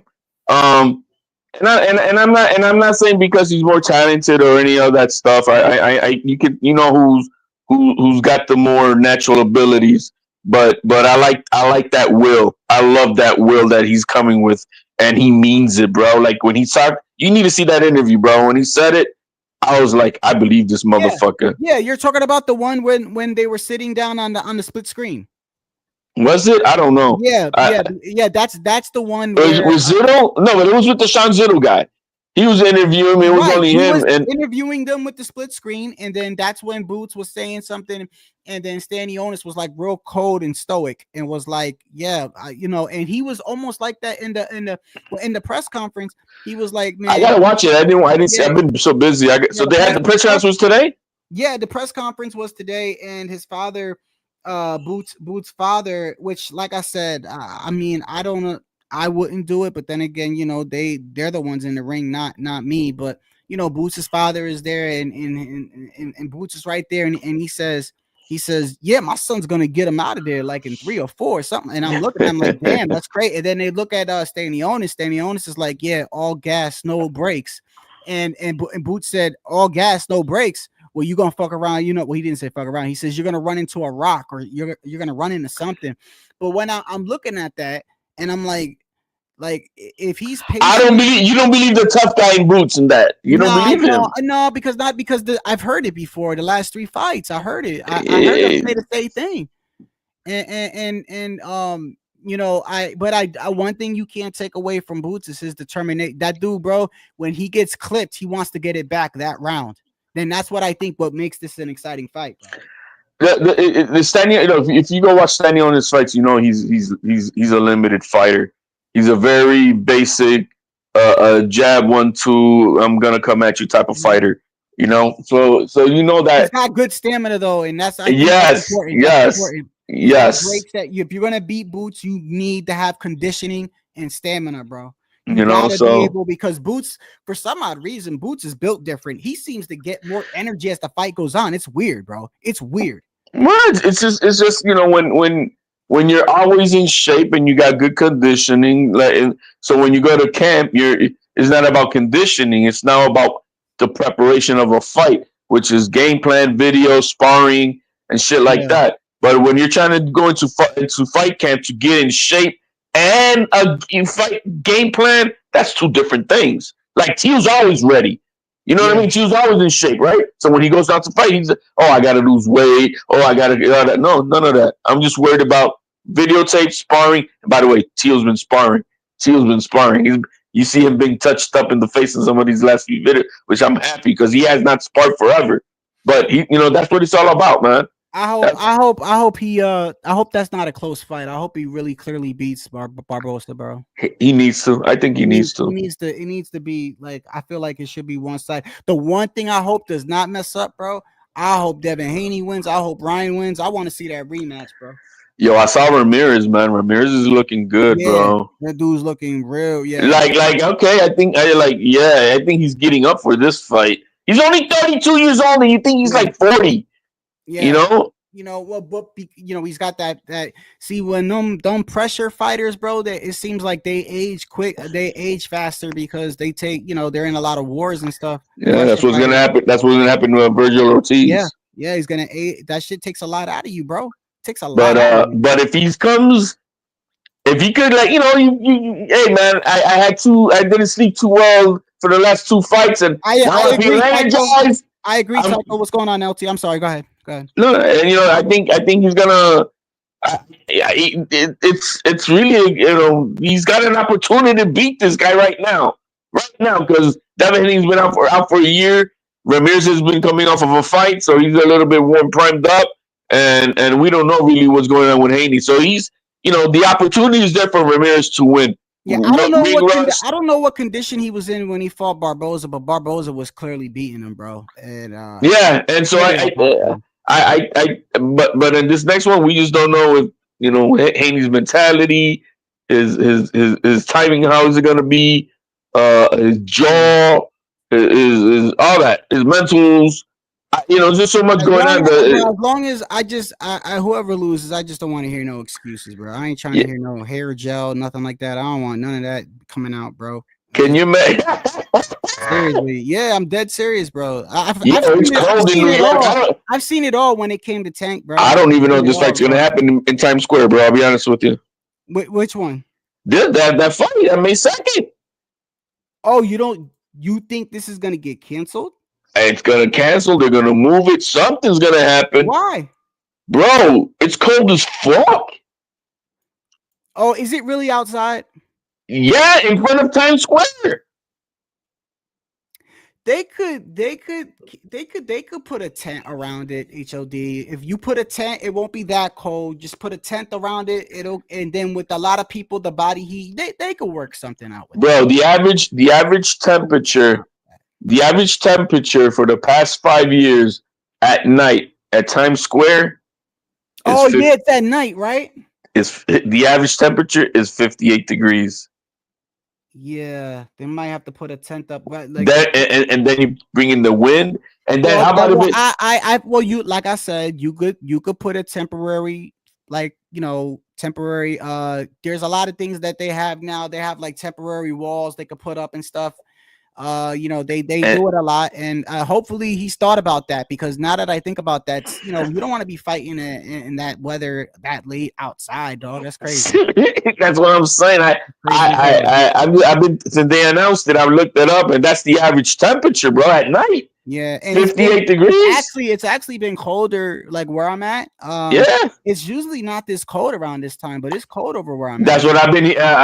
Who was just in took a picture in Times Square?